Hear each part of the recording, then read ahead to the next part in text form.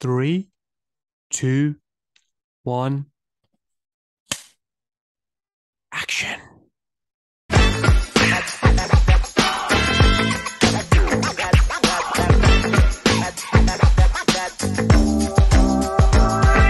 Well, let me tell you something, brother. What I'll do, Claire, is I'll because obviously I'm doing it in a new format, like for my own podcast. So I'll do like a nice little intro for you. Or I'll do my best to intro you in because you do so much. So I'll try to round up everything Oh, as best great. I can. So we started from a family of actors, Yes. if I remember correctly.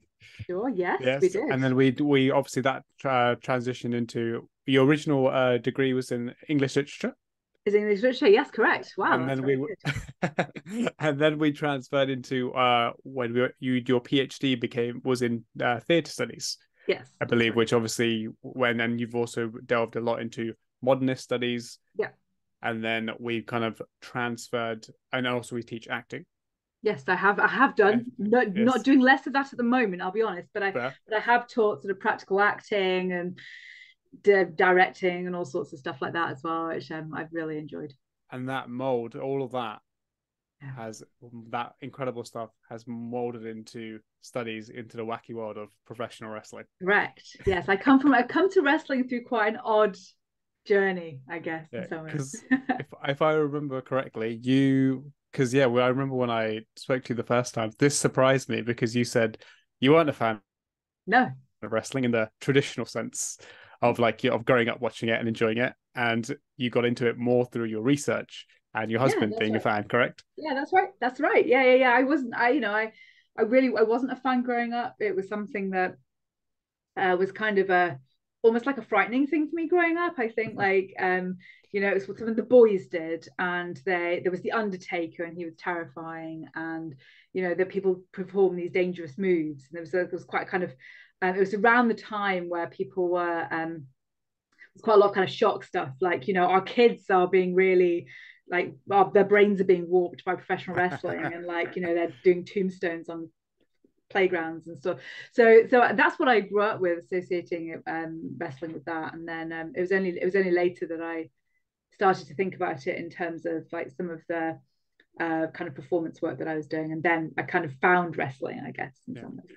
Isn't it kind of crazy that that person who had that view on wrestling kind of was involved in starting a wrestling promotion as Yeah, it's well? wild.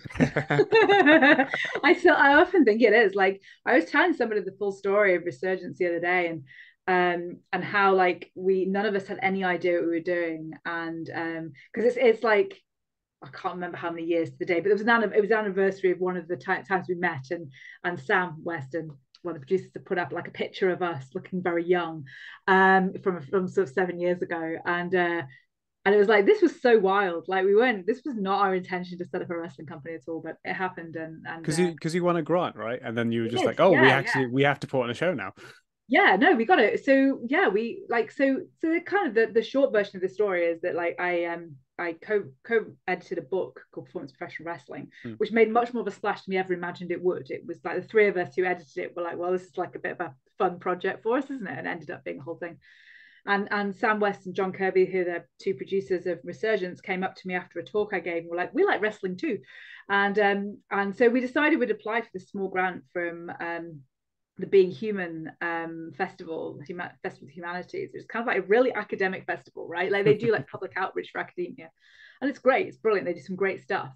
But then they gave us this money to put on a wrestling show, and then we actually had to put on a wrestling show. So that was a bit of a challenge, but but here we are. So still sort of going strong and still putting on wrestling shows. So But I'm glad because that's how you and I got to meet. yeah, So that's right. Yeah, virtually, obviously, because when we spoke, it was the pandemic, so everything correct, was just correct. this is how it was back then. Yeah, yeah. This was just life. This was the little boxes. Yeah.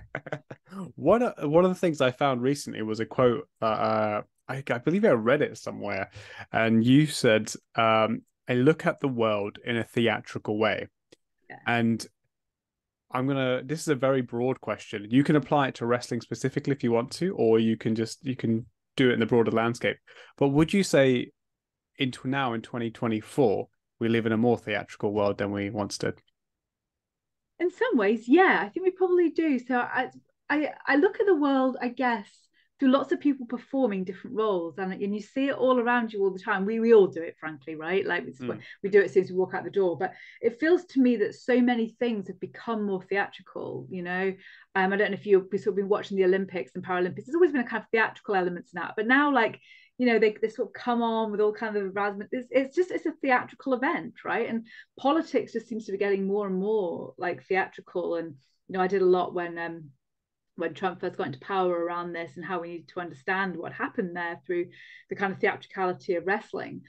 So yeah, I think I do like my the way that I kind of view the world is in quite a theatrical way. I think about things as props and sets, and it's just how my brain works really. And I think a lot about like where you're sitting in a room, and the dynamics of that, and communication. You know, like these are the things that are really important to me, and kind of the things that I do every day. And so yeah, I think it's like there is a kind of theatricality in life, and whether we're getting more theatrical, it's a good question. In some ways, yeah, I think we're certainly getting more performative. You can make of those words what you want, whether you want to differentiate them in the way that I have done there. But certainly, like, you know, people live their lives via. I've just recently joined Instagram, right? So I'm like a bit behind the kids, but you know, just it's a performative space, right? It's kind of fun in its own way, but we're all sort of performing self there, and there's a kind of theatricality to that, I think, particularly around social media all the time. And certainly in wrestling, you know, theatricality has been there in wrestling from the very beginning of wrestling. It's always been there.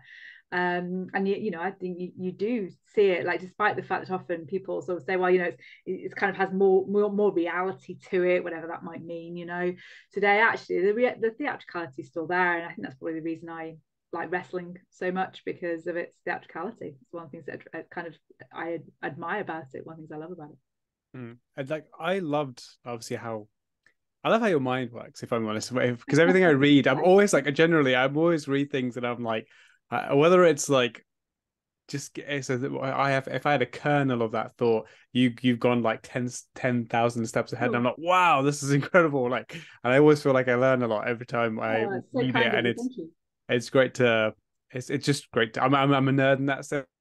Yeah. And something we all are, so we love that kind of stuff.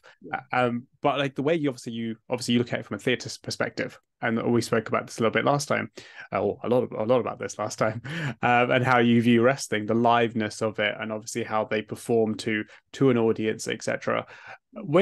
How has, say, just in the last 4 years, your wrestling research, the way you read it, how has that evolved from what you want to, because obviously you did performance in professional wrestling, the book, and like in that you talked about a lot about the liveness, you talked about the silence in wrestling, the utilization of silence, things like that. So how has that kind of evolved over the years? Yeah, I think certainly over the past few years I've become very interested in how wrestling intersects with other like things that sit on that boundary between sport and art. So I think I've sort of broadened out, would be one of my answers to that question of how it's evolved. So, you know, I've written a bit about bodybuilding with one of my kind of collaborators, Connor Heffernan, who's a fantastic sport historian. And that was amazing, just like a different kind of sport art, but some of the kind of similarities. And thinking about a ballet dancing as well. So I've worked a bit with a ballet school, and just really interested in thinking about wrestling not on its own. Often people will imagine it's somewhat unique, and I kind of do accept that as a argument. But equally, I think when we start to think about it in kind of the way it intersects with other sports, arts, popular culture, like it becomes really interesting. So I think certainly the evolution of my thought has been wrestling in a broader artistic and sporting context, and part of that's being at Loughborough, frankly, surrounded by sporty people all the time. It's quite difficult to escape the sport, right? So you're often thinking, so I think there's that. I think I've also maybe shifted my idea of liveness a little.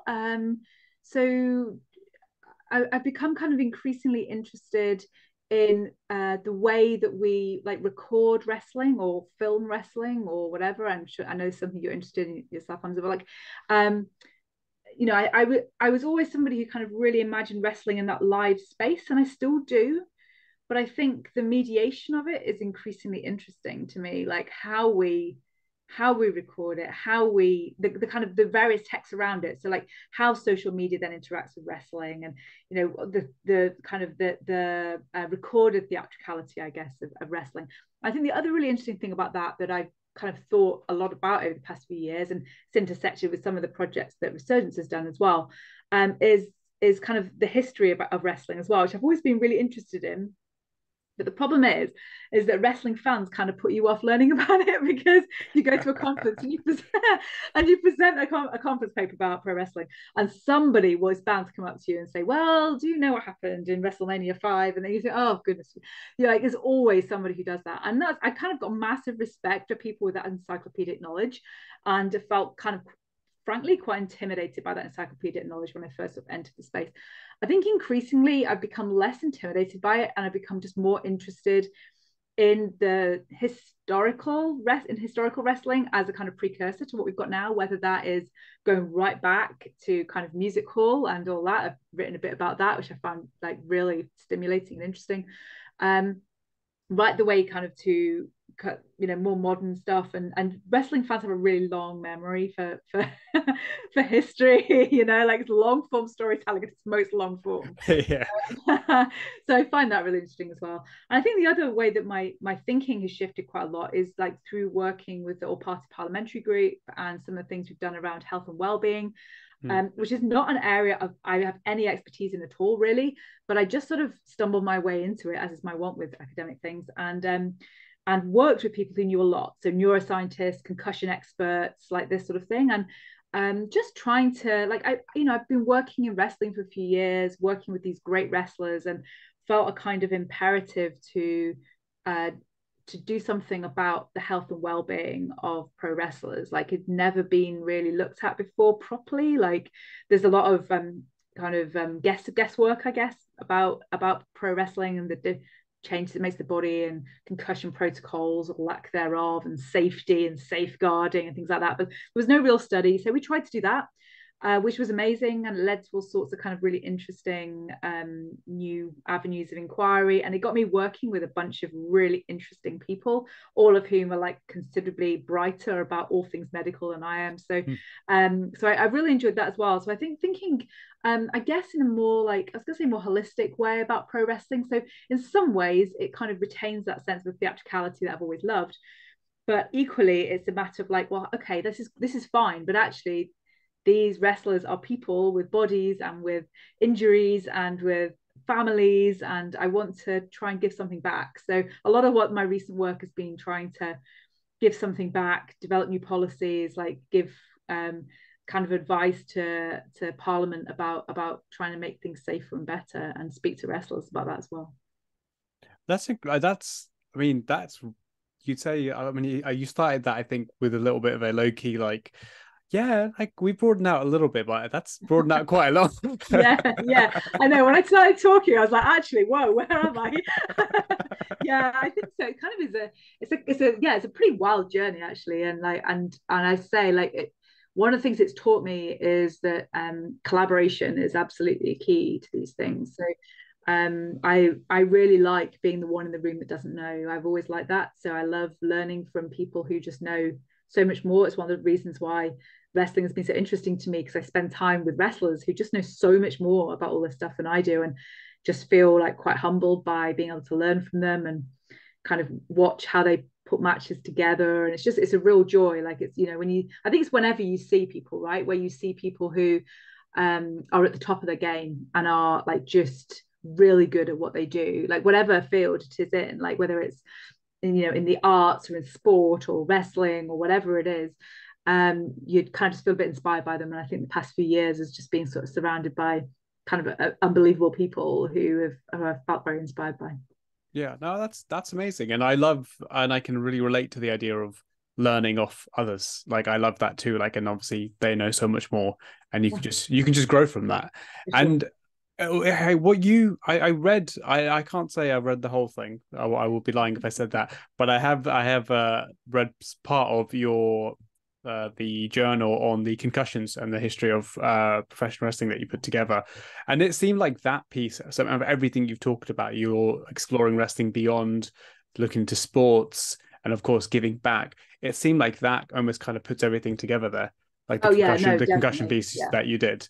Like, Yeah, definitely. So that piece came out of conversations that we had. So we got some a little bit of money from the British Academy to do a project on health and well-being in professional wrestling, which, by the way, was astounding that the British Academy would fund wrestling. But let's just let that linger. And I worked just a with quiet applause for that for you. yeah, quiet applause for the British Academy. Good job, guys. But I ended up working with two amazing sports scientists, well, a sociologist of sport and a sports scientist at Loughborough, Anthony Thomas and Dominic Malcolm, and we just started talking about why wrestling had never been looked at in some of the ways that, for example, rugby. Dom's worked a lot in rugby and concussion in rugby, and actually the similarities in terms of health and health problems are quite similar in some ways, but wrestling's never been looked at. So we kind of got together and we put this project together, and we spoke to wrestlers about what their kind of key health and well-being concerns were. And one of the ones that came out really strongly for us was concussion. And this, I could talk about this forever, but I won't. But I'll just give you a kind of a brief flavor of it. So there were kind of opposing schools of thought about this. So some people would say things like, "Oh well, I've never had a concussion, but I got knocked out once," and we were like, "Just roll that back." Like what? So like there's that narrative of like almost like belittling it, I guess, in some ways, or like, yeah, I'm fine. Like we honestly, the amount of times that people said, the wrestler said to us, "The show must go on," was astounding. Like talk about theatricality, people use that term all the time, and I was like, but you have a concussion. And to the other extreme, which was people, there were some people who spoke to us who were really deeply concerned about their brain health, and were thinking about like their families and like being with their kids and worried about the future, and so we kind of moved towards these two extremes really in terms of how wrestlers viewed concussion. But one of the things that was really clear to us on both sides was there was a real kind of lack of knowledge about what concussion was, about what you should do after a concussion. So you shouldn't just like crack on, okay? That's never do. But also you shouldn't be like trying to self-diagnose. Like this is a serious medical condition. You should be going to see a serious medical person about this.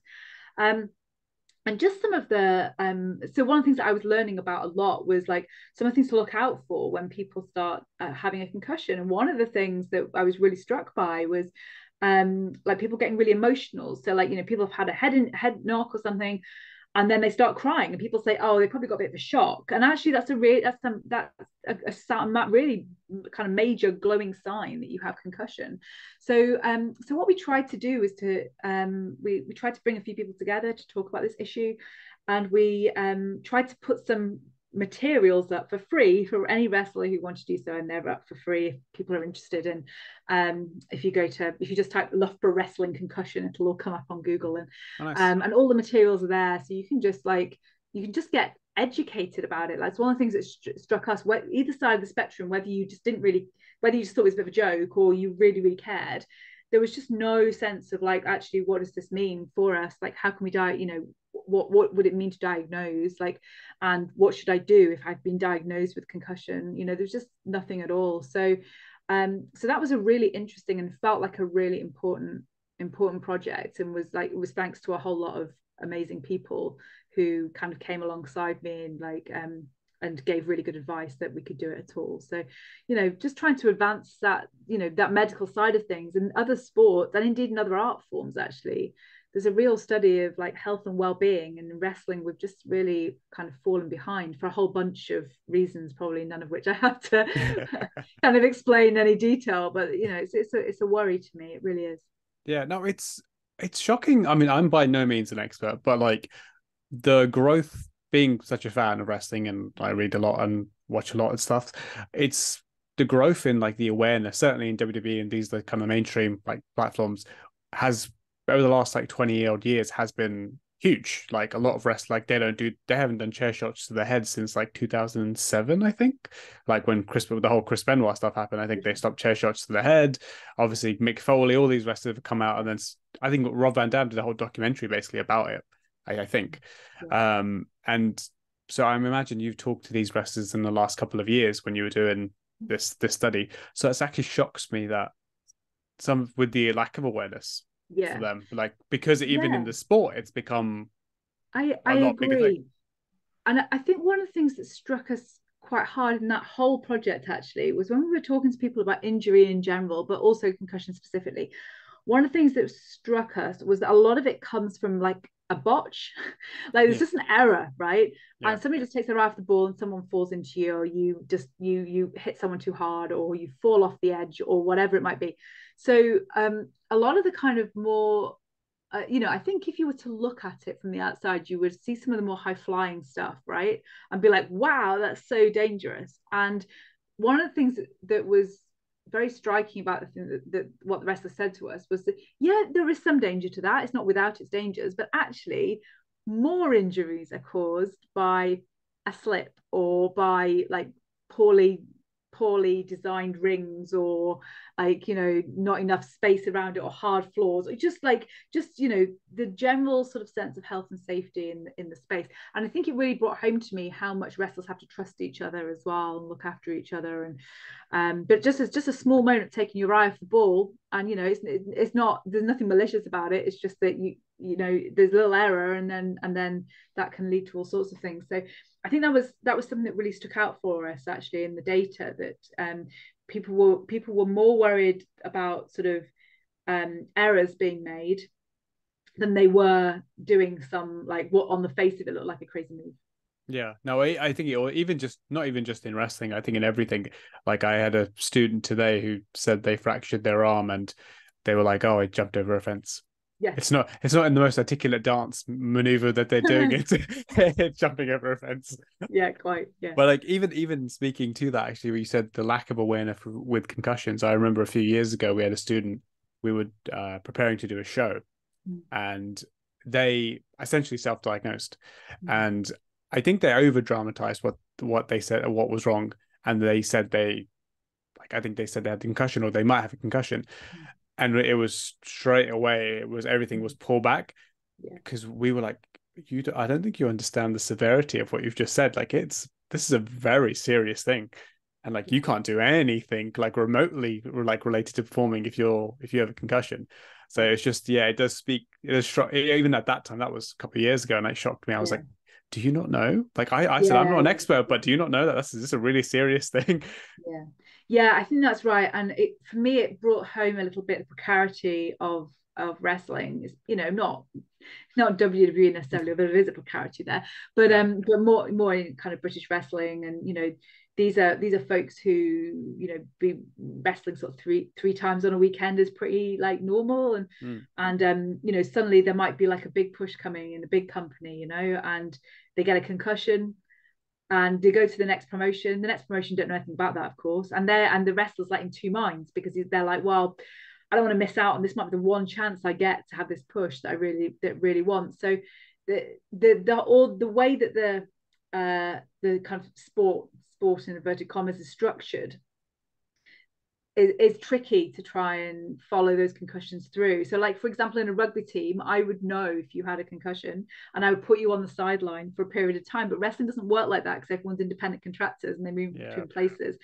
And wrestlers want to perform, like it's what they do, it's like it's what they love, and it's what they do, and it's what they're brilliant at. So it's very hard to say, what, actually I was diagnosed with concussion, I'm not gonna take that big push at that big company, I'm gonna sit back and let somebody else take it. Yeah. It's a very, very hard thing to do. So there's something quite, again, it's not unique to wrestling, but there's something about wrestling which lends itself to particularly difficult practices, or like problematic ways of dealing with health and well-being, just because of the way it's structured. So Yeah, no, for sure. And I mean, that's definitely one of the things that's evolving in wrestling. And yeah. another thing that's kind of an evolution in wrestling is the current climate we're in as far as popularity with wrestling.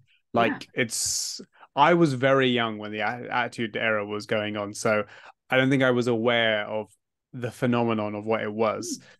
But today I'm much more aware of, because this, I think lots of people have said it, we can only compare the success and the popularity of wrestling today to the Attitude Era. Certainly financials prove that. I think even financially, I think it's bigger than the Attitude Era. from your, so obviously it's interesting to get your thought on this actually, because coming at it, so shall I say, later Yeah. to the game, and obviously being a fan in more recent years, because just in 4 years from when I last spoke to you, like I said, wrestling has gone to a whole new level. And I saw it, I watch it, and obviously I've seen, okay, things are over, shall we say, and Yeah. it's very popular, they're selling out. But even just with students of mine or just casuals, I'm hearing more, I see more interest, and that people will pop up and like, oh, that's an AEW t-shirt, oh, that's LA Knight, or this, like, even just not even the big names, it's Yeah. Yeah. a lesser known name, shall we say. Why do you think, in your opinion, that it's become just another phenomenon in 2024, and it's Yeah. arguably going to another level? I think it is. It's very interesting, isn't it? I think people love the spectacle of it. I think people have always loved the spectacle of it, but I think at the moment there's something like great about that. Like there's Yeah. something quite exciting about that. And there's some really kind of compelling characters at the moment, which draws people in.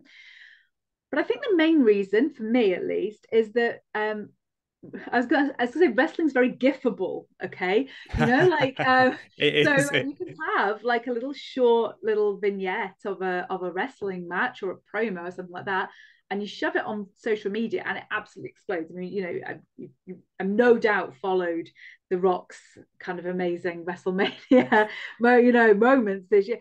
Like that, you know, that moment where sort of beating down Cody, and like it was everywhere. It was absolutely everywhere, like on totally non-wrestling feeds or anything like that. It was just everywhere, all over everywhere. And I'm not a big social media person. It was all over my social media.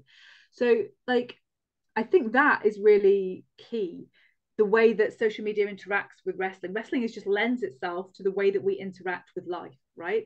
Now, in that we like little kind of short snippets, right?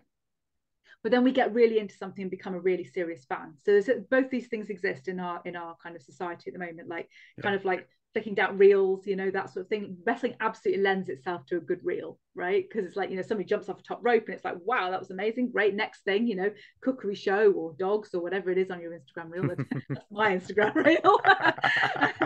Nice insight there.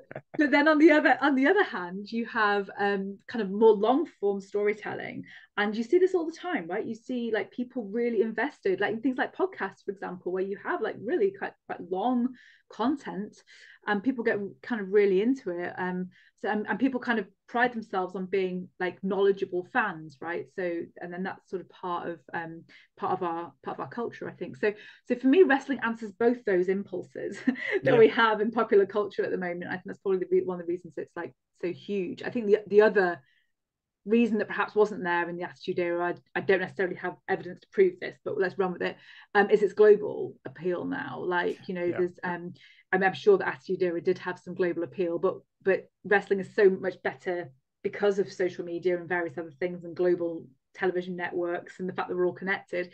It can reach like countries all over the world and have enormous followings like all over the world. And I think that too has made a big difference to the popularity of wrestling. It feels like it really feels like a global product now in lots of ways.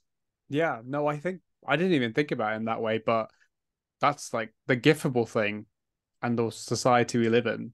Like that's actually that's a real thing though. Like how many of us, I think we're all guilty of it to an extent, but how many of us get hooked by a small thing nowadays? Like we just see it, we get a little tease and we're like, oh, and you go down the rabbit hole. I mean, then we're on Instagram for like, 2 hours or whatever. Yeah, exactly. Yeah. And you're like, put this thing down. But yeah, no, that makes a lot of sense. Because even, I'll get like people who friends of mine, but aren't wrestling fans. But because it's like a wrestling gif. Like, I mean, John Cena is one of the most memeable people in the last like decade. Can't see me, all those kind of things. Yeah. I'll get like, I'll get gifts from friends who aren't wrestling fans, but because it's Cena and it's like funny, and then they'll send it to me because they're like, oh that's yeah, right. yeah. Yeah. So like they'll know, and then there's always that. There seems to always be that. Like I think when I was younger, if someone who didn't know wrestling, I'd be like The Rock and Stone Cold. Yeah. Like they would know them. Where now it's like, I think, oh, have you seen this? Have you seen this meme? John Cena? Have you seen this? Have you seen, like, they'll know little things. Whereas, so I think, it's a similar thing, shall we say? Yeah, But yeah, I that's agree. And I wonder also whether, and we might find out a bit more about this when the whole Netflix thing comes through next week, yeah, is it? Um, I wonder if there's also kind of a popularity of sort of films or things about wrestling. yeah, And I'm saying this because like this is one of the things I was really struck by about F1, okay, so Formula One, which I'm not a fan of at all. But the Netflix, I think it's Netflix, the Netflix show about Formula One has got more viewers than Formula One because they've turned into a reality show. Now, wrestling is perfectly primed for being a reality show because, in essence, it is a reality show and yeah, it yeah. always has been, right? So, so I think some of the kind of surrounding kind of series and stuff like that, which has some wrestlers involved, or like, I think that's made a big difference to the kind of prominence of wrestling as well over the past few years. For sure, yeah, because I think some of my colleagues, again, absolutely not wrestling fans at all, but they've watched Total Divas, Yeah, quite. Total Or Fighting with Bellas. My Family. Everyone's Yes, seen yes, Fighting with My Family. Everyone yeah. loves that film, right? I mean, it's a great film. Yeah, it's great. So like, that's people have this sort of connection with these things, and then they you know they they are interested in that as a film, as a just a filmic spectacle, and then suddenly they get into wrestling a bit, and it's very interesting wrestling again. So because it's got such kind of wild storylines, right? Both in reality and in the kayfabe world. It sort of lends itself to various other forms of storytelling, I guess. I think something you said also links to perhaps why it's become so popular now. I think it was in the Loughborough study video, which was connected to Wrestling Resurgence. It's like a 4-minute video on a Facebook page, I think. And in that, you said that the Resurgence shows let the fans in on, what wrestling is, and that's why they understand it more. So not necessarily, I mean, WWE have definitely done that over the years, documentaries, all that kind of stuff. But because Fighting with My Family, Total Yeah. Bellas, the Iron Claw came out last year. There's a Mr. McMahon documentary coming out in a few weeks. It's like, well, I mean, that might be different. That'd be a whole different thing, to be fair. But there's the insight into what wrestling is, and also not strictly in a negative way. Because once upon a time, I'd say 20 odd years ago, any mainstream film documentary was always negative. I would say largely negative. Now there's the positive and a bit of both. So it's more of a neutral perspective. So I think that might also lend itself in a way because people can understand it more and have a full understanding of it, not just the negative connotation of wrestling. So maybe that's also why they're into it, because they can appreciate it more. I think that's right. And one of the things that people often talk to me about when I say that what I work on, they'll be like, "Have you seen Glow? Everyone, have you seen Glow?" Yeah. I'm sort of I have watched Glow, but I sort of feel a bit like this about it. I have to say, because I'm like, yeah, cool, yeah, oh, misogyny, but they've sort of read it as kind of being like a feminist thing. A lot of people do, right? And I'm like, okay, yeah, I see that narrative, but I'm just like quite. That's one of the connections that people have, particularly so in my world. If I say to people I work on wrestling, a lot of them will say, oh, like Glow. That is one of people's real kind of touchstones for what wrestling might be, which I find very interesting because it's like quite in sort of old fashioned, right? Like I'm kind of horrible at that at times, but there's something about it which really captures the imagination and kind of and makes people think more about women's wrestling, which I think can only be a good thing if people are thinking about women's wrestling. So so I'm all for it in that sense, certainly. I think again, and also this conversation, it actually ties back perfectly again to something you said. I mean, you're such a genius, Claire. All these things just link back. You said wrestling compels us to look at the world and witness cultural shifts, and that's exactly what. Correct. But it's so true though. Yeah, like absolutely. the giftable thing. I mean, I think WWE were always they jumped into social media quite quickly. I think compared to a lot of like other companies, that shows now what they're following. I think it dwarfs like the NFL and all this kind of stuff. I mean, The Rock was. I mean, even back when Rock wrestled Cena back in 2012 and stuff like that, they did a whole feud because obviously Rock wasn't always there, largely on social media. Rock did videos even this year for WrestleMania. There was a social media promo, and then there was the Raw SmackDown promo. Then there was a social media promo, Raw SmackDown promo, and now loads of people argued that the social media ones were better because he was completely like no restraints. Yeah, and that's interesting, isn't it? So a lot of people's complaints about the WWE product over the past few years, it's sort of PG nature. where it's sort of bit, people might say it's a bit sanitized. I'm kind of push back on that a little bit, but I get what people mean. Same. And one of the fun things about, or interesting things maybe about all those promos was that it was absolutely not that at all. In fact, that beatdown of Cody, I think, was like I could feel my heart beating. I was quite like, like quite affected by it, I guess. And his promos and Rock's promos, I mean, he's brilliant, right? Yeah. But Rock's promos as well, like they were long. They were really, really long. Yeah, he loves a good and, long promo. And it was like, you know, kind of all the swears and just all that sort of stuff, which is really like different from the way the WWE product had moved. So it feels now that it's sort of that you know, look at WWE, it's managing somehow to hold all of that.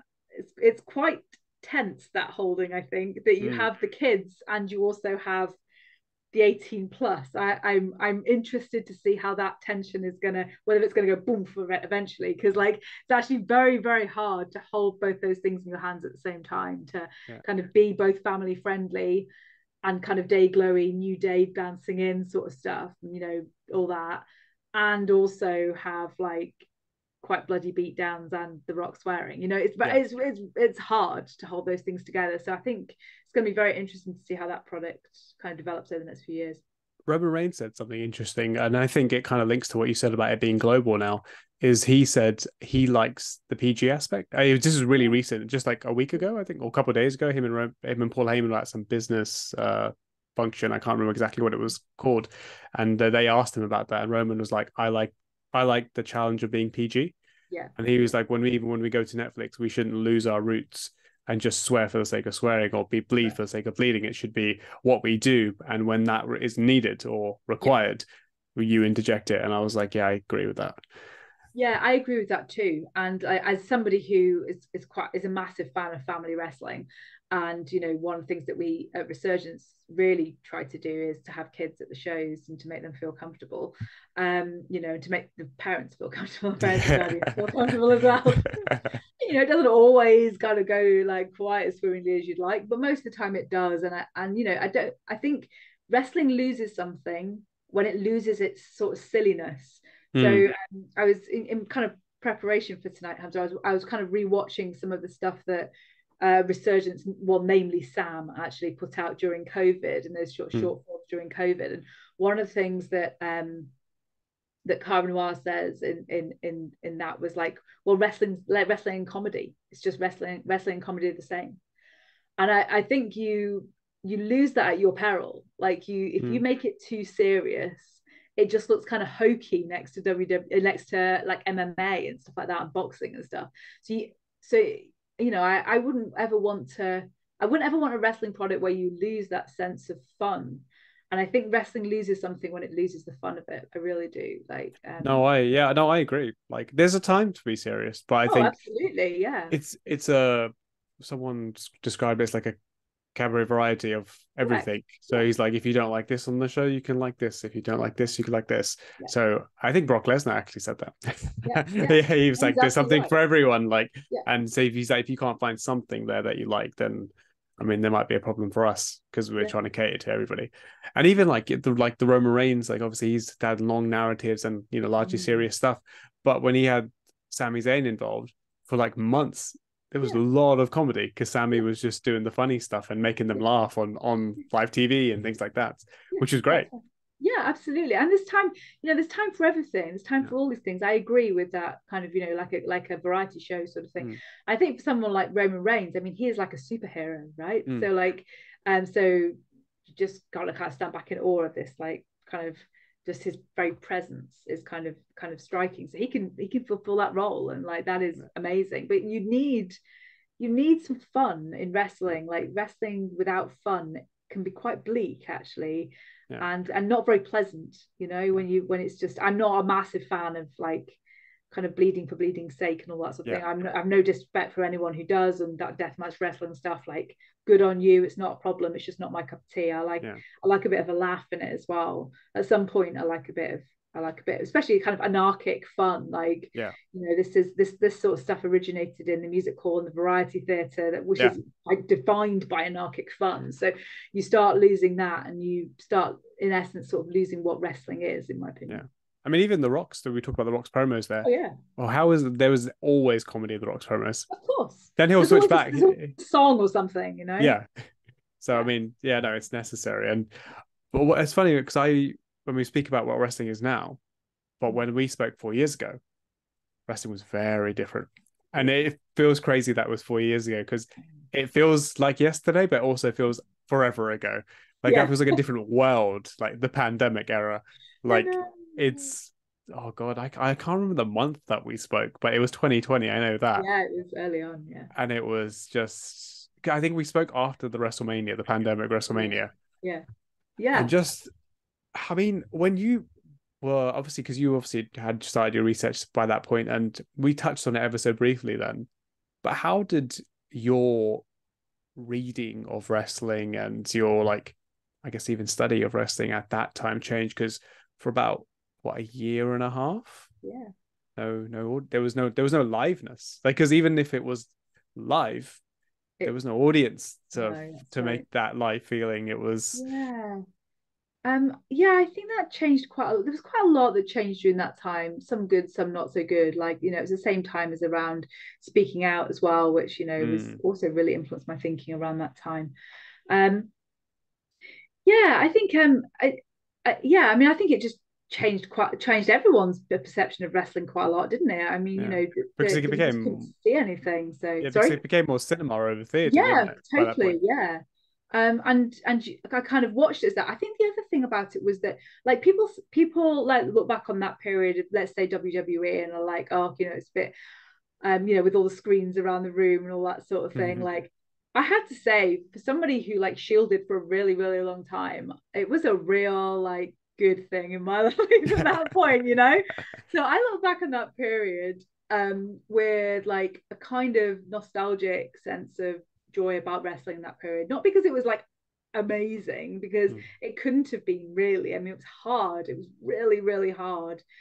The wrestlers, even when you record, even when you weren't predominantly watching wrestling through recording, um the live audience is absolutely key to how the wrestlers function. Like, any wrestler will say that they respond to the crowd, the move set changes because of the crowd and all sorts, and without that, it felt like they're kind of in a big it felt like in a big vacuum, and that Yeah. was really odd. But I really look back on that period and think I'm really glad we had some wrestling. Like, I remember when wrestling, I was like, oh, really made a difference to my life. Like, just to be able to follow this each week and being like, yes, there is some sense of normality here. So I think that really helped. I think in terms of the stuff that Resurgence put out this time, I should say at this point that because of various things, like Sam and John did all the work here at all. So I'm not claiming any, I'm not claiming anything here apart from to be like, wow, this is really cool work. I think Resurgence shifted a bit in this period to be, I guess, a bit more experimental.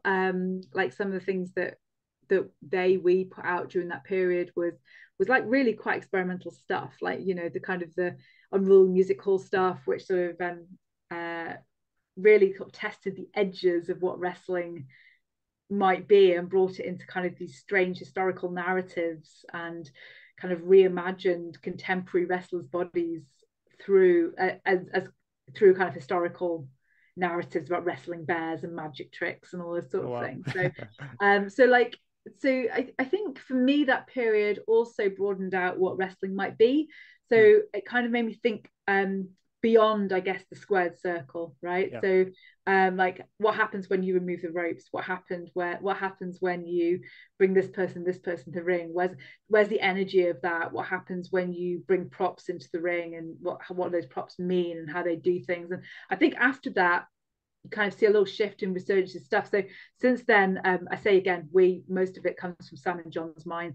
I think we've done a lot more like kind of cinematic stuff in Resurgence. So things like Reservoir Dogs matches and the Lion, the Witch, and the Wardrobe match, and things like this. Like, just a little bit more like, how can we test the edges of what wrestling might be? And I like that experimental nature of what, as a company, they past few years. It's been good. Yeah, no, I think it felt like the best stuff. Like there was some bad stuff Yes. when people were Oh, testing. yeah. I mean, but I don't blame them for that No, because not at all. you either I think because the normal wrestling was hard to watch, just the plain bell to bell stuff without an audience. It was, I mean, some stuff was still they had some great matches, but it always felt like it wasn't that great because Yeah. no audience, no, like there was something missing. Whereas the best stuff was, I don't know. I mean, in a way, like, could you now looking back, as like, was it wrestling or was it just a movie? Well, Like, this is like interesting. I mean, I'm thinking Undertaker's that last Taker. match. Yeah, Yeah, that like Taker I match was loved it. It was one of the amazing. highlights of my pandemic life. Yeah, Like me too. it was amazing. It was Um, absolutely amazing. but now that we're back into normal, Yeah, I'm like, well, could you say that's even wrestling? yeah, Was it just a movie? yeah. I totally agree, and I think it complicated the edges of what those two things are, which is the thing I find totally fascinating about it. I still love it. I still Yeah. think that Yeah. an absolute high, like looking back now, total high point of like for me, total high point pro wrestling. I think it was like Yeah. incredible storytelling. I was really captivated by it. Um, you know, I loved the kind of out there experimental nature. I thought it was terrific, Mm. really, really good. Even when I question like whether it's wrestling, that's not me questioning whether it was great or not. It No, was amazing. exactly. Like, Yeah, it's still amazing, you know. And I think it, in lots of ways, sort of shows the kind of power of wrestling to reach beyond what wrestling is. Like mm, because wrestling is ultimately telling stories, right? So it yeah. can be applicable in all sorts of different places and kind of unexpected places, and can add something to sort of regular stories that is kind of unusual, unexpected. Like it's and for me, all that sort of stuff that really showed kind of the way that wrestling can bring something new to the table. I still think it's absolutely terrific and really stands the test of time. It's good stuff. Yeah, no, because even like because they felt like, or like I said, all the best stuff was cinematic or experimental. Because I think even what I thought was the best bell to bell pure wrestling match during the pandemic era. I don't know if you watched Edge versus Randy Orton at Oh Backlash, yeah, when they went yeah, like yeah, 40 yeah. minutes, and it was Yeah, incredible. yeah, But it got enhanced in a way because they added things like, for example, they had Howard Finkel's voice. Obviously, Howard Finkel passed yes, away. They added, I think they even put the Greatest Show thing, like at the very yes, the song, like a yeah, quick yeah, snippet of the song at the very beginning. They had interjected crowd noises at points, so yeah, like it was still incredible and just yeah, just a brilliant wrestling match, yeah. but still cinematic. Yes, yeah, absolutely, absolutely. And I think the interjected crowd noise is a really interesting one, by the way. Yeah, Just because wrestling's always done that. It just yeah, became yeah, even yeah, more acute during the pandemic, you know, like WWE's always done that, like yeah, yeah, period. yeah, And probably still does, who knows? But like, yeah, you know, there's always that sense of like, is it the real crowd noise? Is it piped in? Was a question that I remember people asking. I've always people asked, right? yeah, And and in many ways it kind of troubles that sense of like what am I watching? Am I watching something that's real? Are you piping the voices in, which means mm, that it's not somehow not real? So yeah, and you know that sort of that pandemic stuff around like piping the audience noise in some ways made it feel like, you know, pretend, which sounds like a stupid thing to say about yeah. wrestling because like obviously, right, Claire, that's such a mark, but like you know what I mean, like it makes it feel like a double layer of pretense Yeah. that makes it feel kind of hokey, I guess. Yeah, Yeah. No, no, for sure. And what was interesting there is like we last time when we spoke about like silence, the power of yeah, silence. yeah, Yeah, I remember at that time yeah, I asked you to watch the Jericho Shawn yeah, Michaels that's right. contract signing where Jericho doesn't speak and things of that nature. But obviously then they were forced to use that in the pandemic era, and some more better than others. Yes, Like I think, and everyone says it, and it is true, Roman Reigns was the one that obviously adapted to it the best. Like, indeed, yeah, and like he did do that a lot. Like yes, he was subtle. He spoke quietly. He stopped, paused. It was facials, yeah, and then that's what that's largely his. It was his facials. It was his body language that it brought it became his more thing. than yeah. Then and Yeah, obviously he I translated agree. it to now. Even still, Yeah, it's being used. exactly right, and that's quite a big change. And I think it's in essence moving wrestling from being live theatre into being television, right? Mm, Like it's always both, and yeah, don't get me wrong, but you know, in if you're performing in front of a live audience, you have to make your facials huge so the guys at the back can see.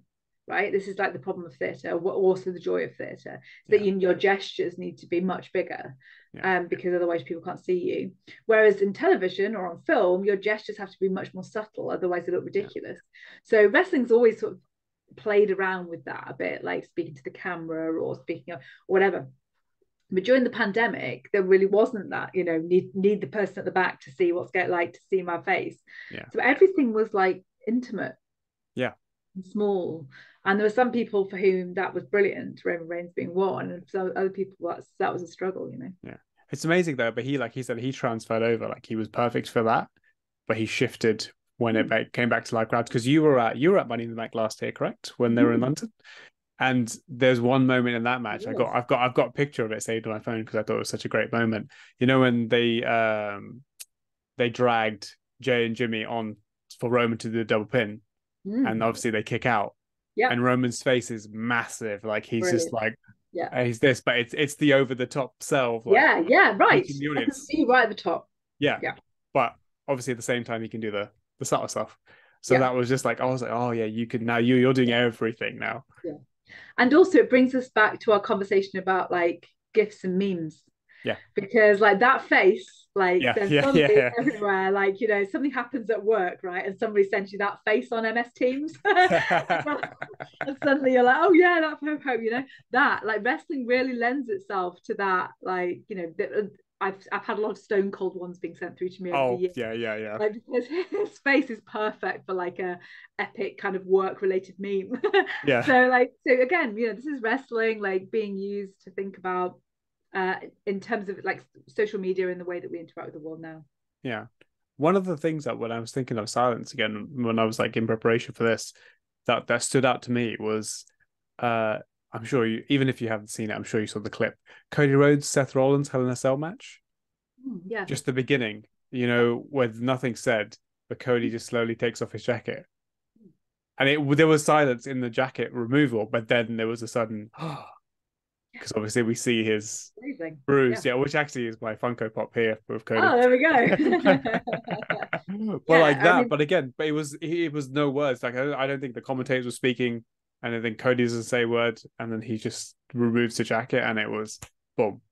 And again, so one of the interesting things about that segment is that you combine silence with slowness. And that's a winner. So like if you're going to be silent, don't speed everything up, like slow everything right down. It's like the 101 of teaching small kids, by the way. If you find yourself in a room full of 6-year-olds, quiet and slow is the way to go. Slow everything down so that reveal is just so much more intense, that you just let it speak for itself. Basically, you let the body speak for itself, and it absolutely did in that moment. It's kind of horrifying, actually. Somebody working on like health and well-being at that time, I was sort of horrified by the whole thing, but also was like, this is brilliant. So it's one of those strange wrestling things where you're like both horrified and think it's amazing at the same time. That happens quite a lot in wrestling. It was definitely, I think, one of the most, I don't know if I've been as hooked to a match because it was the real, because I'm like, I know he's hurt, but this is incredible, but it's the story and everything. It was also going back to the slow thing, I think I teach film as well, and a catchphrase of mine has become, if you think you're going slow, go slower. My students probably are sick of me saying that, but I always say that often because I'm always like, what do I say? And some of them remember it. They're like, go slow. I'm like, go slow. Same when you teach acting.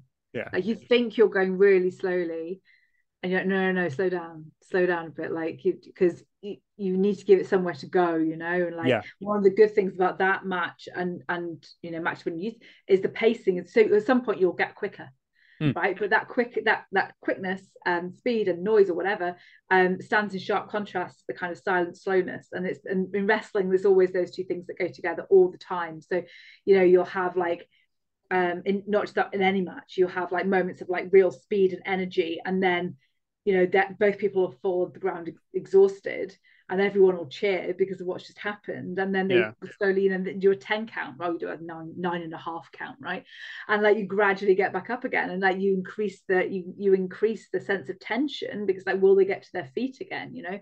So there's pacing in wrestling is a really, really interesting thing. It's one of the things that I love the most about sort of sitting ringside at Resurgence, is watching the pacing, how these kind of amazing performers pace a match, and the kind of slowness and then speed and then back again, and it's quite kind of mesmerizing, actually.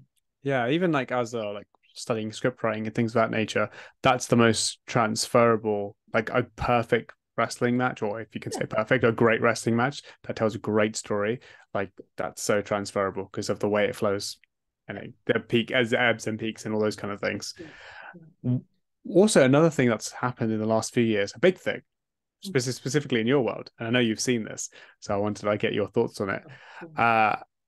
Mythos Ragnarok, the wrestling-based theatre show that I think, was it 2022? I think they debuted in Edinburgh Fringe.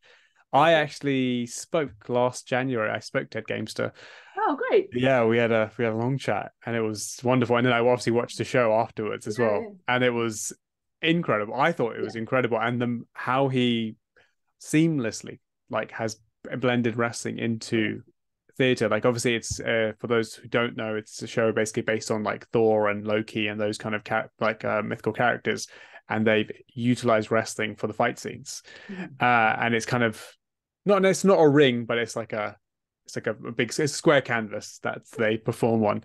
And yeah, it was just incredible when you watch that, because I said to Ed, I was like, for me it was a no-brainer. I was like, wrestling theater just should go, right? It should just click. How has this not been done before?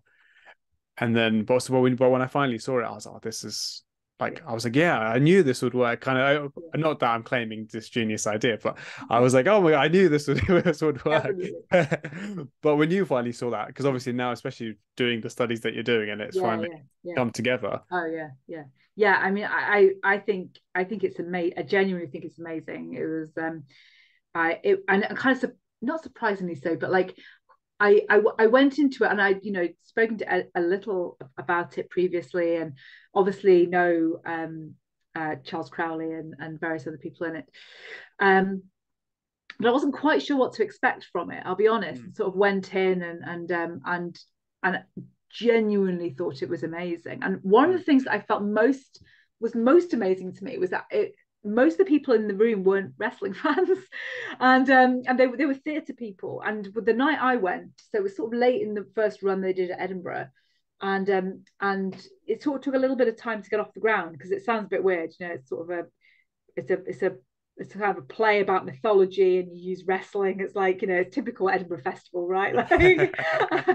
so saw it slightly later in the run when I got to Edinburgh most years, and it was kind of a warm upstairs room, and it was absolutely rammed. It was like, we got like the last two seats. It was just packed to the rafters. And I was surrounded by people who didn't know anything about wrestling at all. And I spent quite a lot of time watching them as much as I was watching the show, because it was really, really fascinating to watch people's faces when they kind of heard the chops and saw the kind of various, like the kind of, it was kind of shock. It's the kind of shock that I remember feeling the first time I saw wrestling live, and was so sort of shocked by how noisy everything was. Like the bodies on the canvas is really loud when you first go to wrestling live, and nothing prepares you for it quite. It's not the same when you watch it on telly. It really isn't. And that sort of noise and the kind of reverberations through this kind of very warm upstairs venue. And I felt it was really special. Like, it really kind of captured the kind of athleticism of wrestling. So it kind of had that real sportive feel to me, and yet was telling this kind of really fun story, this kind of mythological fun story, which was really captivating. Like, I really think it's a total high point of this sort of theatre wrestling combination. And I really, really loved it. I think it's a tremendous piece of work. Really good. Yeah, no, I 100% agree. And I had a similar experience. Like, I think there was certainly some wrestling fans there when I watched it, but there was a lot I could tell who weren't wrestling fans. and that I had a similar experience seeing their reaction to the chops and stuff. So to me, by that point, I'm like, I've seen wrestling live a lot. It's normal, but like to them, there was like, some of them were like, oh, but like whether they know it or not, you're more invested in the story because you obviously feel the character's pain, obviously because they're actually getting hit, this actual contact. Because and one of the things that Ed told me, because I interviewed him before the show, and he said we don't do a Canadian destroyer or like jump off the top rope or whatever. He's like, because logically, that doesn't resonate with the non-fan. But he's like a chop, body slam, throwing someone, that is easy to understand. And then seeing it in the context and seeing people's reaction, I was like, yes, like that's perfect. No, it really is. And like, and I think you're right in what you say about people feeling it. And I felt like people felt the story more because they had that embodied empathetic relationship with the actors, right? Where you were like, oh, that must really hurt that moment, you know. Oh, that is, it's a very powerful thing, that create a sense of empathy between people when you can really empathize with the pain that somebody else is feeling, or the joy that somebody else is feeling, depending on what they're trying to portray. Like the kind of embodied reaction, I think, is a very powerful thing as an audience member, actually. And for me, felt like people were being swept up in the story a lot more because I was able to kind of go, oh, that really looked like it hurt. I could understand how much that would hurt, you know. I think people felt that people were more invested in the storyline because of it. It felt to me like wrestling was absolutely central to that show. I think, like, you know, you could have heard that concept and be like, this is a kind of show about mythology with a bit of wrestling thrown in, and it really is not that at all. For anybody who hasn't seen it, like, it is a mythological wrestling show about mythology and wrestling. Like, you know, it's like, it's so wrapped up, it's impossible to extricate the two things. They're absolutely vital that the both things exist together. And I think that's for me, that's the power of Mythos Ragnarok, that they've managed to, the Ed and company have managed to combine those things together in such a powerful way. And like, I think, like I said, seamless as well. Like it doesn't feel like there's like a stop and like, oh, now it's wrestling. It's just goes, it's beautifully. But one of the things I found interesting when they're doing great, and like they even go to different countries. They're going to Australia, I think they're going to Holland now. I think I saw, like, they did an incredible job, and like the reaction from various audiences is incredible. But he said, at least at that time, he said, I said, what's the perception in the theatre world for your show, for this wrestling show? And he was like, there is still a lot of snobbery, shall we say. And he's like, venues won't even give him a sniff because just because of the word wrestling. Like, it's an automatic, like, absolutely not. Like, and obviously we had a discussion about like perception of wrestling in your world and stuff, and how you said, obviously, in your, certainly within the maybe smaller confines of like your world, people have shifted. But do you like, obviously, can you still see where it's coming from, and do you still is there still a huge thing to like overcome in that regard? I think there is, in various different aspects, not just the way that wrestling is perceived and enjoyed or whatever, you know, by people. Like, there's still that sense of it sort of being kind of lowbrow, I guess, or like being for kids, is that as well as like, do you know it's fake? Like, for the sake, you know, that sort of thing, as if like people who watch wrestling are somehow being duped by it. There's still that, I think, that exists. I find that question so hilarious from someone who's in theatre. It's with all due respect. No, it's ridiculous. Like, you just think, so the answer I always give is like, well, it's fake, like Chekhov is fake. You know, they've prepared and they've rehearsed, goodness, and they know the ending. Like, goodness, if I was to go to the cherry orchard and actually know the ending, like, it gets cut down, you know, like, it's just like, of course, you know. So I think there's that side of it, of how wrestling is accepted or perceived as an art form, if you want to push it like that. But I think the other side of the snobbery, and this is one of the, you know, going into sort of more the health and well-being thing over the past couple of years, that kind of snobbery or kind of expectations has meant that wrestling has kind of slipped down the gap in terms of like policy as well. So for example, when we started to talk to some of the folks in kind of government and parliament about this, what we realized was that, like, normally, although we have Arts Council funding in Resurgence, but that's specifically for Sam to do a project.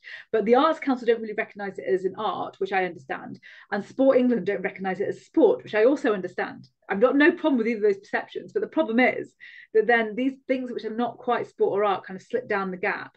And there is quite a lot of snobbery about that slipping down the gap. So, like, you know, we saw it at the Olympics recently, right? So one of the things that I've been doing over the past few weeks quite a lot is speaking about breakdancing.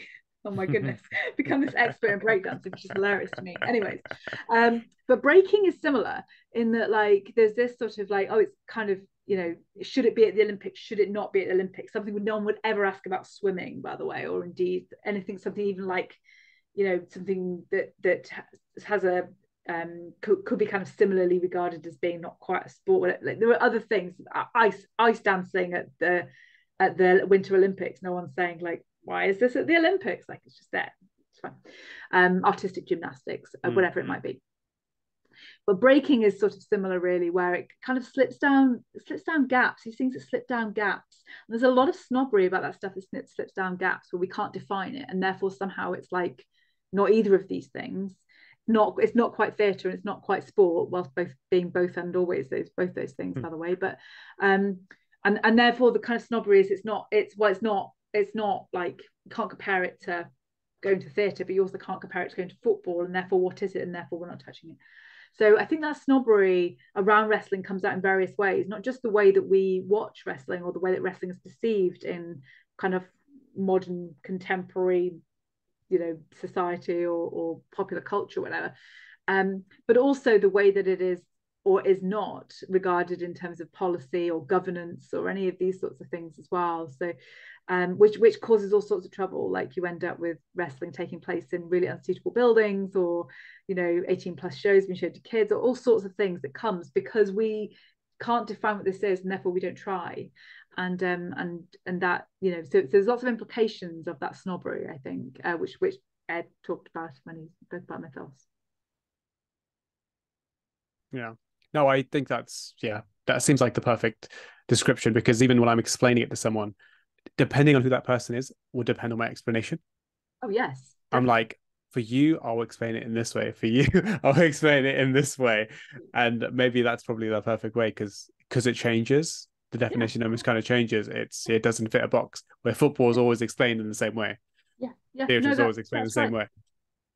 And I think you do, and you know, I focus on different things when I speak to different people. I was at qualitative research in sport and exercise science conference during the summer, which was a whole new experience for me. Wonderful, great conference, really brilliant. Nice. But I felt really like I was trying to think about wrestling in a more sporty way, like, because I was surrounded by people who work on qualitative methods in sport. When I'm at a theatre conference, I'll describe it as being sort of theatrical. And you know, I think it's both. I don't think either of those things is untrue. I think it's both true. It just depends on what you choose to focus on at any one time. So one of the kind of interesting things about wrestling is that it's very difficult to kind of grab hold of.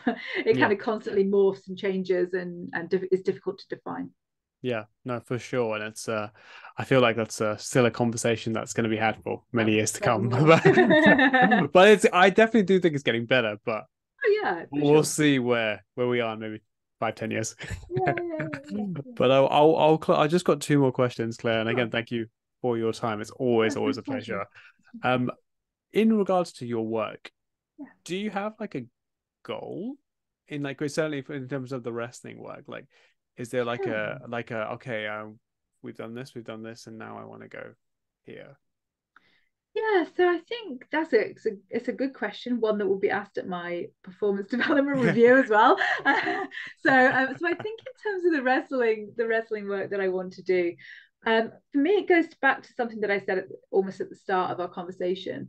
So I'm really interested in the way that wrestling might help us to understand other art forms and other sporting forms, and might make sense of that, and might make them more inclusive, or might allow us to have a different understanding of them, for me, that's something I'd really like to do. I'd really like to think a bit more about how we might bring these different sports forms together, and think about, like, health and well-being together collectively. We're all talking about this in different spaces, but no one ever talks to each other. It's like, Yeah. well, you know, over here in wrestling, we've actually got like, you know, we've actually been thinking about this for a bit. And like, if you come over here from your bit and we could actually come back. So I think for me, it's around that kind of collaborative conversation. That's where I'd really like to go with the wrestling work, I think, in terms of my academic work on this.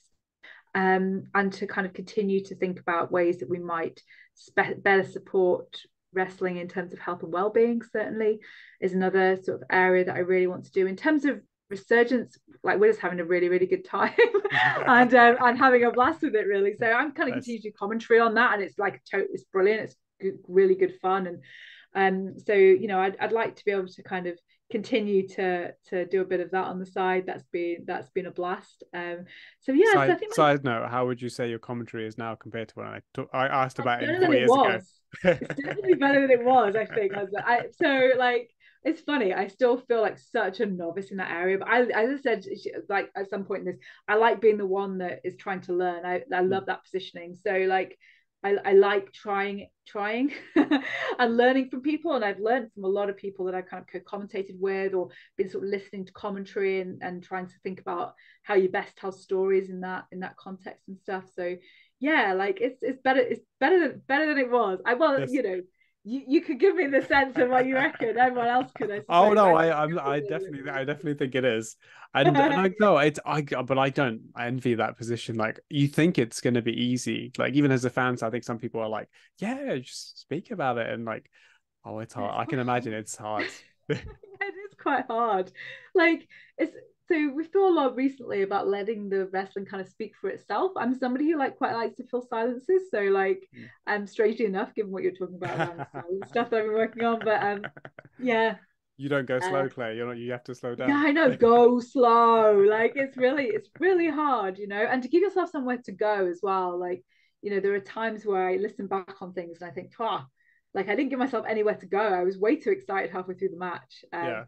And you'll hear that probably again for our like November show when we have 5 years in the making, Charlie Evans, Kanji fighting for the championship. Oh, amazing. So yeah. I have to give myself somewhere to go that night because that'll be wicked. So yes, those are the things that, like, in terms of the wrestling stuff, I kind of continue to think about in my own work. And you know, yeah, like I've really enjoyed I'm hopefully being a bit of sort of help to the wrestling community, and I'd love to kind of continue to do that, continue to kind of amplify the voices of the wrestling community, and try to make where I can, try to make things better if I can as well. Yeah. No, that's amazing, and you definitely are, and I think it's nice to see. And just the last question is more of a fan question, shall we say? Yes. Over the last few years, what would you say? Can you pick a favorite moment, match that you've watched as a fan and been like, oh, that was special? Like, you know, for example, we just obviously spoke about the Undertaker and AJ Styles, and like, you know, amazing.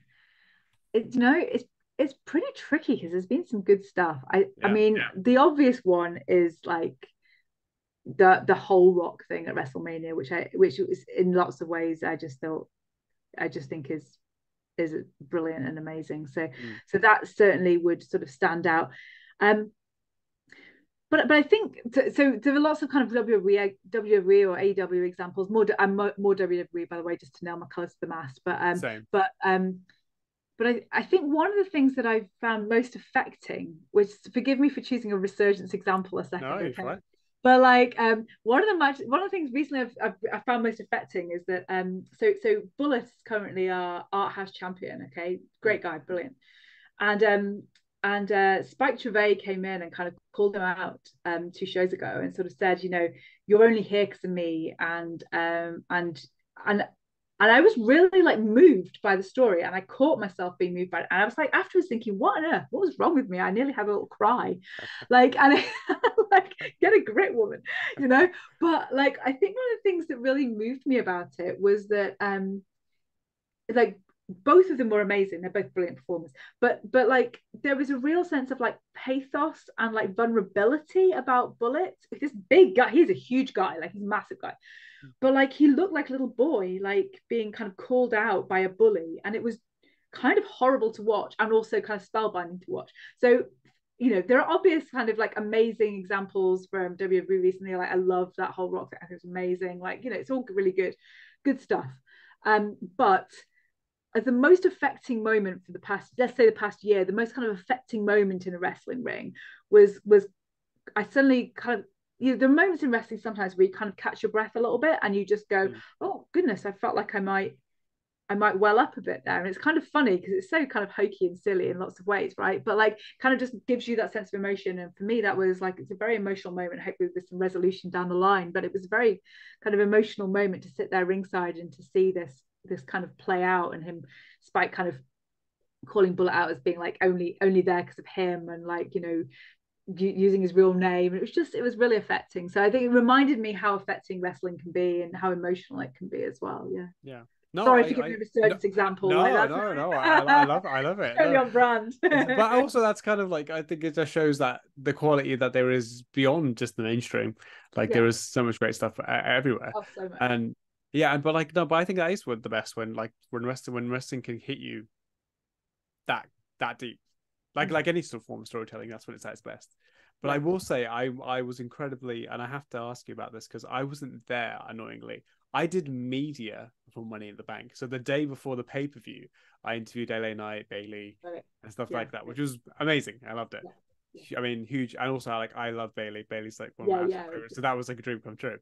But like I was gutted I didn't get to go to the show. And the show was unbelievable. London crowd was wild. Like, I just have to ask about that experience being there live, because also we spoke about that Roman match with Roman and Solo versus the Usos, and which was fantastic. Yeah, and I watching at home, I was going nuts. Like, what was that great. Like, it was amazing. There? It was amazing, and it was an amazing night, all in amazing night. It's actually quite funny because so I'm a bit embarrassed to tell you this, but obviously Logan Paul's on the card, and KSI walked past us, and I had literally no idea who he was, and my husband had to explain it. So like I was like definitely not down with the kids at all. But it was an amazing show. Like it was really fantastic, amazing atmosphere, really amazing atmosphere. I think that Roman match was quite astonishing, but it was pretty amazing across the card actually. Like it was really just a really great show. And you know, afterwards you even had Cena come out, didn't you? Yeah, that's right. So you had to, which was, by the way, one of the loudest things I've ever heard in my life. It was crazy. His music hit. And like there'd been a bit of a rumor that he'd been around, like, because he was filming a film or something, like around in London in that period. So there was a bit of a rumor that he might be there. And when his music hit, I have honestly never heard anything so loud in my life. And then, of course, afterwards they did this thing about like we might have WrestleMania in the UK, and there was the whole thing. So it was fantastic. It was an amazing show, and you know, it's exciting to see how the UK is becoming kind of a destination for WWE and AEW. Like what that'll lead to eventually, like in terms of. And you know what NXT Europe might be or whatever. Like there's some interesting conversations to be had there, I think. But you know, it is amazing to see what huge crowds these wrestling companies are drawing in the UK at the moment, and very vocal and like super exciting. I wasn't at the recent AEW show, but I heard it was like tremendous, like people who were there. So you know, it's exciting times to think that, like, you know, the UK is a bit of a, like, becoming a bit of a destination, and people can just see that wrestling. And my hope is that like people will go and see like WWE, AEW, and then be like, actually might go and see a local show as well, and I'm quite into this, and that'll actually kind of bolster the kind of local smaller companies as well. That would be super nice. I think if they do have like a WrestleMania here and stuff, like for companies like Resurgence stuff, that would be the greatest thing, because you know in America they do that where it's WrestleMania week and then all the little shows go around it. Exactly. So I think that could be great for the UK as well. So hopefully. Here's hoping. Yeah. Well, again, thank you so much, Claire. Like I said, I absolutely love talking to you. I've said it to, I don't know if I said it to you at the time, Claire, but I definitely said it to a lot of people around. Like interviewing you 4 years ago was one of my favorite interviews, just because the nature of conversation, the way we go, it's just I love picking your brain, and I love all the directions we go in. It's always like a learning experience also. Just I love these nerdy conversations. Well, Which is I great. love it too, Hamza, and thank you so much. Like, I really, really, really enjoyed tonight. I think one of the things that happened last time I spoke to you and happened again tonight is like it makes me think differently about my own work, and I'm really kind of grateful for people when they kind of ask me what's next or what does that mean or whatever, because it makes me it sparks my brain a bit, and I'm really massively grateful for that. So thanks so much for the opportunity. It's been great to speak to you. Thank you. And now hopefully let's not make it 4 years again. Let's just let's not. Let's says that's on me. So I'm gonna bring that down. Sure Next thing. time. Thanks so much, Claire. All right, it's my pleasure. It's my pleasure. All right, good night. see you. Thank you. You too.